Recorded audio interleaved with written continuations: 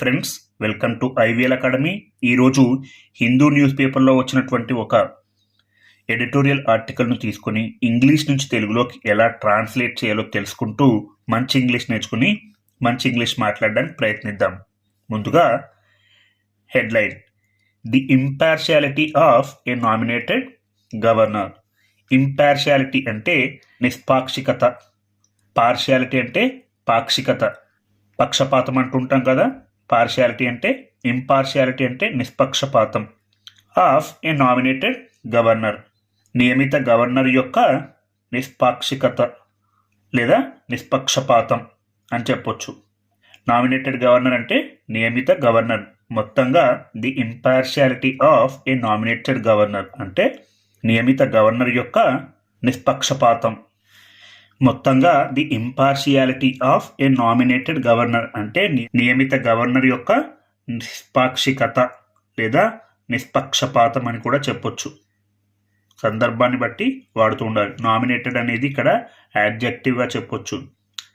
Adjective యొక్క లక్షణం ఏంటంటే ఒక నౌన్ గురించి చెప్తుంది కాబట్టి దాన్ని యాడ్జెక్టివ్ అంటారు. ఇక్కడ గవర్నర్ అనేది నౌను, నామినేటెడ్ అనేది యాడ్జెక్టివ్.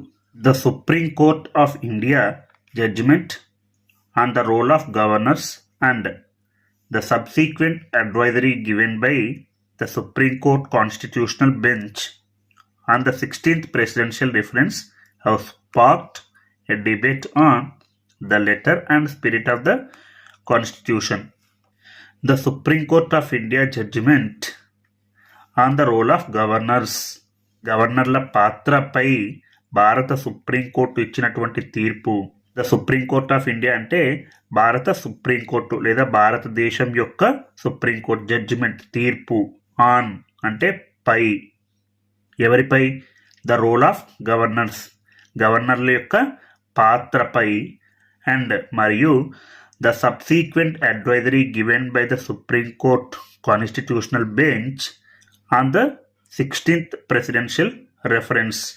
అండ్ మరియు 16వ రాష్ట్రపతి రెఫరెన్స్ లేదా 16వ రాష్ట్రపతి సూచనపై సుప్రీంకోర్టు రాజ్యాంగ ధర్మాసనం ఇచ్చినటువంటి సలహా. ద సబ్సీక్వెంట్ అంటే తదుపరి, అడ్వైజరీ అంటే సలహా, given by the Supreme Court constitutional bench. Constitutional bench అంటే రాజ్యాంగ ధర్మాసనం. On the 16th presidential reference, 16వ రాష్ట్రపతి సూచనపై సుప్రీంకోర్టు రాజ్యాంగ ధర్మాసనం ఇచ్చినటువంటి సలహా. ఇదంతా కూడా సబ్జెక్టే. చాలామంది కన్ఫ్యూజ్ అవుతుంటారు. ఇదంతా కూడా subject. The Supreme Court of India judgement on the role of governors and the subsequent advisory given by the Supreme Court constitutional bench on the 16th presidential reference అనేది సబ్జెక్టు. ఇక్కడ స్పార్క్డ్ అనేది వెర్బ్గా act చేస్తుంది. Sparked అనేది V3, have అనేది helping verb. ఇది present perfect టెన్స్లో ఉంది. నేను మీకు చాలాసార్లు చెప్పాను ప్రెజెంట్ పర్ఫెక్ట్ టెన్స్ యొక్క స్ట్రక్చర్ ఏంటంటే subject plus has or have plus V3. ఇక్కడ హ్యావ్ అనేది హెల్పింగ్ వర్బ్ ఎందుకు రావడం జరిగిందంటే సబ్జెక్ట్ అనేది ప్లూరల్ బహువచనంగా ఉంది కాబట్టి. స్పార్క్డ్ అనేది V3. ఇవన్నీ కూడా రేకెత్తించాయి. స్పార్క్డ్ అంటే రేకెత్తించడం.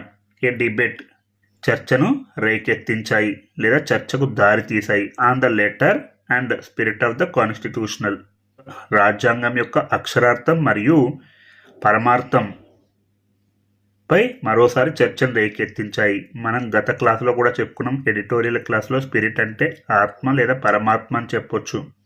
దాని యొక్క ముఖ్య భావం లెటర్, అక్షరార్థం ఆఫ్ ద కాన్స్టిట్యూషన్.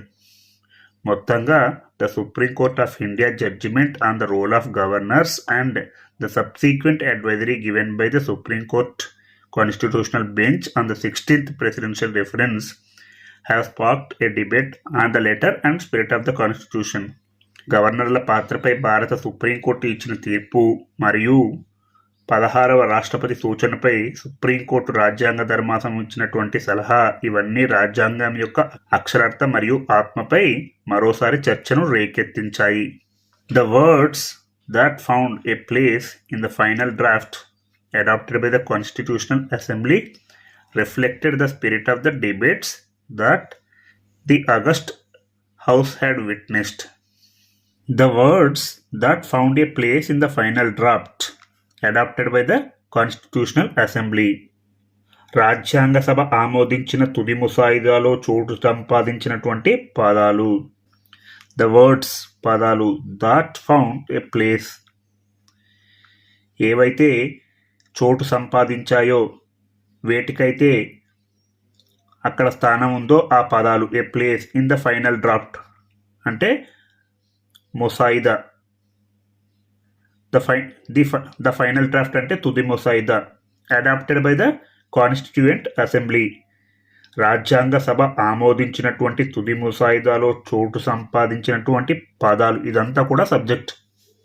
ఇక్కడ దట్ అనేది రిలేటివ్ ప్రొనౌన్గా చెప్పొచ్చు. The words that found a place చోటు సంపాదించాయి ఇన్ ద ఫైనల్ డ్రాఫ్ట్ తుది ముసాయిదాలో. ఇక్కడ కూడా మనం విచ్ అని రిలేటివ్ ప్రొనౌన్స్ రాసుకోవచ్చు. Which was adopted by the Constituent Assembly ఏదైతే రాజ్యాంగ సభ ఆమోదించిందో అదే ఈ తుది ముసాయిదా అని చెప్పాల్సి వచ్చినప్పుడు ఇక్కడ విచ్ అనే రిలేటివ్ ప్రొనౌన్ రాయాల్సి ఉంది. విచ్ వాజ్ అడాప్టెడ్ ఆమోదించింది. Which was adopted by the Constituent Assembly ఇదంతా కూడా సబ్జెక్టు. రిఫ్లెక్టెడ్ అనేది వీటిలో ఉంది అంటే సింపుల్ పాస్ట్ టెన్స్లో ఉంది. ప్రతిబింబించింది రిఫ్లెక్టెడ్ ప్రతిబింబించాయి. The spirit of the debates that the august house had witnessed august సభ చూపించినటువంటి చర్చల స్ఫూర్తిని ప్రతిబింబిస్తాయి. ద స్పిరిట్ అంటే స్ఫూర్తి లేదా ఆత్మ. ఆఫ్ ద డిబేట్స్ చర్చలు that the August house had witnessed ఏదైతే ఆగస్ట్ సభ చూసిందో ఆ చూసిన చర్చల స్ఫూర్తిని ఈ రాజ్యాంగ సభ ఆమోదించినటువంటి తుది ముసాయిదాలో చోటు సంపాదించినటువంటి పదాలు వాటి యొక్క ఆగస్టు సభ చూసిన చర్చల స్ఫూర్తిని ప్రతిబింబిస్తాయి. హ్యాడ్ విట్నెస్డ్ అనేది పాస్ట్ పర్ఫెక్ట్ టెన్స్లో ఉంది. ది ఆగస్ట్ హౌస్ అనేది సబ్జెక్టు, హ్యాడ్ అనేది హెల్పింగ్ వర్బ్, విట్నెస్డ్ అనేది V3. పాస్ట్ పర్ఫెక్ట్ టెన్స్ని ఎప్పుడు చెప్తారంటే గతంలో రెండు యాక్షన్లు జరిగినప్పుడు ముందు జరిగిన యాక్షన్ పాస్ట్ పర్ఫెక్ట్ టెన్స్లోను, తర్వాత జరిగిన యాక్షన్ సింపుల్ పాస్ట్ టెన్స్లోను చెప్తారు. Incidentally it was on November 26, 1949 that the Constitution was adapted.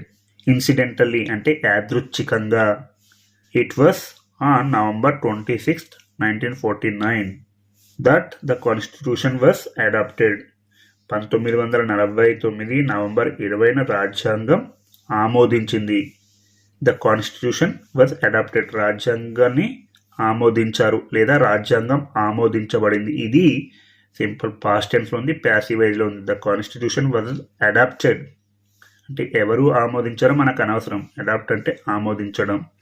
It was ఇది మనం సింపుల్ పాస్ట్ టెన్స్లో చెప్తున్నాం కాబట్టి ఇక్కడ వాజ్ అనేది వెర్బ్గా యాక్ట్ చేస్తుంది. ఆన్ November 26th నవంబర్ 26వ తేదీన.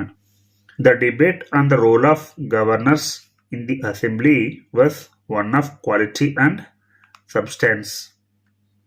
The debate on the role of governors in the assembly ఇదంతా కూడా సబ్జెక్టు. గవర్నర్ల పాత్రపై సభలో జరిగినటువంటి చర్చ. ద డిబేట్ అంటే చర్చ. On the role of governors గవర్నర్ల యొక్క పాత్రపై. ఇన్ ద అసెంబ్లీ చర్చ. సభలో జరిగినటువంటి గవర్నర్ల పాత్రపై చర్చ. వాస్ అనేది వెర్బ్గా యాక్ట్ చేస్తుంది. One of quality and substance అంటే అత్యంత ప్రామాణికంగా మరియు లోతుగా అంటే విశ్లేషణాత్మకంగా జరిగింది అనే ఉద్దేశంలో చెప్పొచ్చు. Many questions were raised about the office, the role and the powers of a governor in an independent India.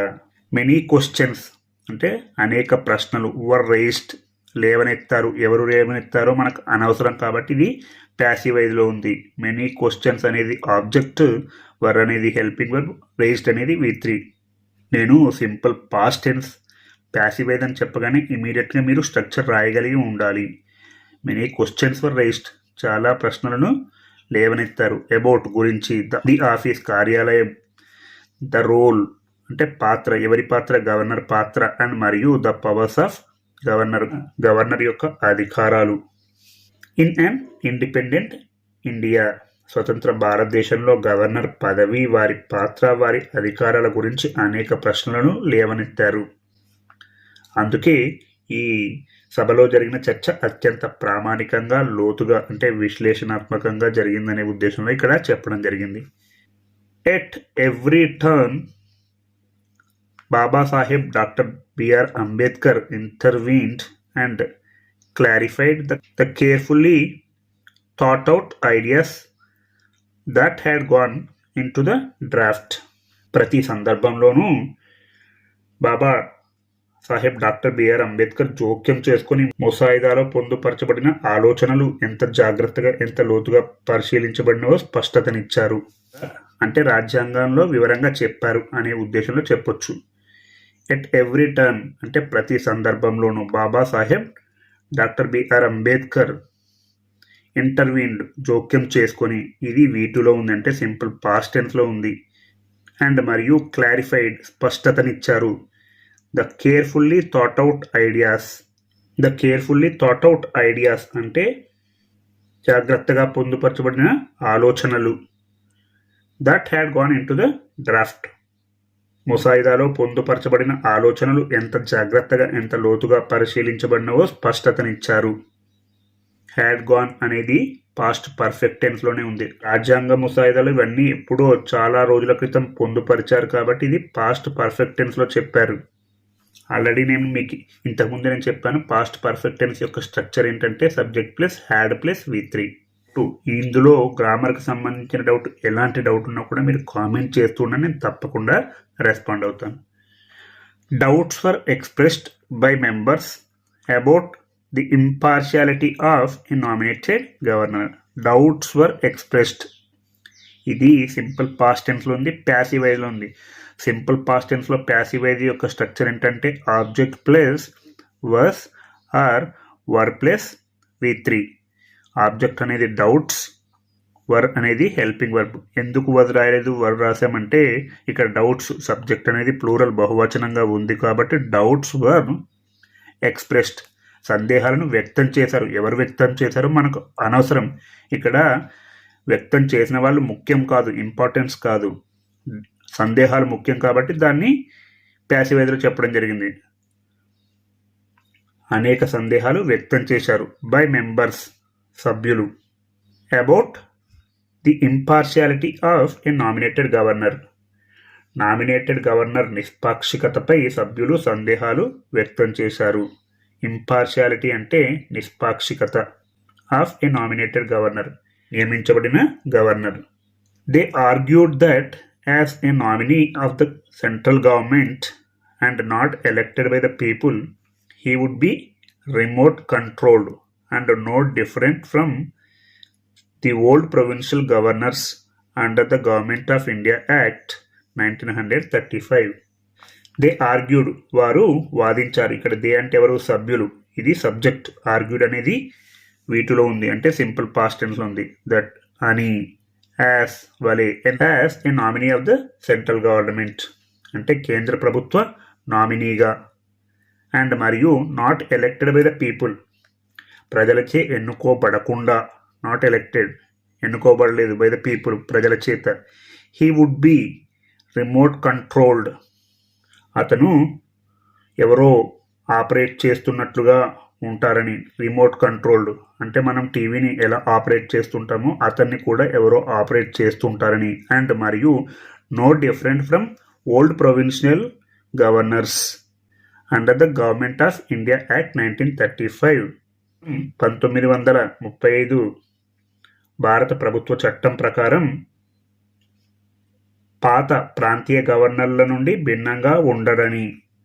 అంటే అప్పుడు వాళ్ళు ఎలా ఉన్నారో, నో డిఫరెంట్ అంటే తేడా ఏం లేదు, ఫ్రమ్ నుండి, ది ఓల్డ్ ప్రొవిన్షనల్ గవర్నర్స్ అంటే పాత ప్రాంతీయ గవర్నర్లు, under the government of India act 1935 భారత ప్రభుత్వ చట్టం 1935 ప్రకారం ఒకప్పుడు ప్రాంతీయ గవర్నర్లు ఎలా ఉన్నారో వారికి వీరికి ఏమీ తేడా లేదని చెప్పడం జరిగింది. They wanted the office holder to be above suspicion and feared that they might become a replica of the viceroy nominees. They wanted the office holder to be above suspicion. ఆ పదవిని దక్కించుకునే వ్యక్తి అనుమానాలకు అతీతంగా ఉండాలని వారు కోరుకున్నారు. దే వాంటెడ్, వారు కోరుకున్నారు. ఎవరు? ది ఆఫీస్ హోల్డర్, ఎవరైతే పదవిని దక్కించుకుంటున్నారో ఆ వ్యక్తి, టు బి అబోవ్ సస్పిషన్, అనుమానాలకు అతీతంగా ఉండాలని, అంటే ఏమాత్రం అనుమానాలకు చోటు ఇవ్వకూడదని, తావివ్వకూడదని. అండ్ మరియు fear that they might become a replica of the viceroy's nominees, వారు వైస్రాయ్ నియమితుల ప్రతిరూపాల్లో మారిపోతారని భయపడుతున్నారు. ఫియర్, భయపడుతున్నారు. ఎవరు? ఇక్కడ సభ్యులు. దట్ అని, దే మైట్ బికమ్, వారు మారిపోవచ్చు. మైట్ అంటే చాలా తక్కువ అవకాశాలు ఉంటాయి. మైట్ అని చెప్పినప్పుడు 20 to 30% ఛాన్సెస్ ఉన్నప్పుడు మైట్ అని వాడతారు. దే మైట్ బికమ్, వారు కావచ్చు. దే మే బికమ్ అంటే 50% ఛాన్సెస్ ఉన్నట్టు. దే విల్ బికమ్ అంటే వారు అవుతారు. దే మస్ట్ బికమ్ అంటే వారు తప్పకుండా అవ్వాలి. దే మైట్ బికమ్, అవ్వవచ్చు. ఏ రెప్లికా అంటే ప్రతిరూపంగా, of the viceroy's nominees, viceroy nominee ప్రతిరూపాల్లో మారిపోతారనే భయం కూడా వారికి ఉంది. ఇలా మీరు ఒక్కొక్క ఆర్టికల్ను తీసుకొని ప్రతిరోజు హిందూ న్యూస్ పేపర్లో వచ్చినటువంటి ఎడిటోరియల్ ఆర్టికల్స్ని ఇంగ్లీష్ నుంచి తెలుగులోకి ట్రాన్స్లేట్ చేస్తూ ఉండండి. మీకు ఎక్కడ ఏ చిన్న సందేహం వచ్చినా కామెంట్ చేస్తుండని నేను తప్పకుండా రెస్పాండ్ అవుతాను. మీకు ఈ వీడియో కనుక నచ్చినట్లయితే లైక్ చేయండి, షేర్ చేయండి మరియు సబ్స్క్రైబ్ చేయండి.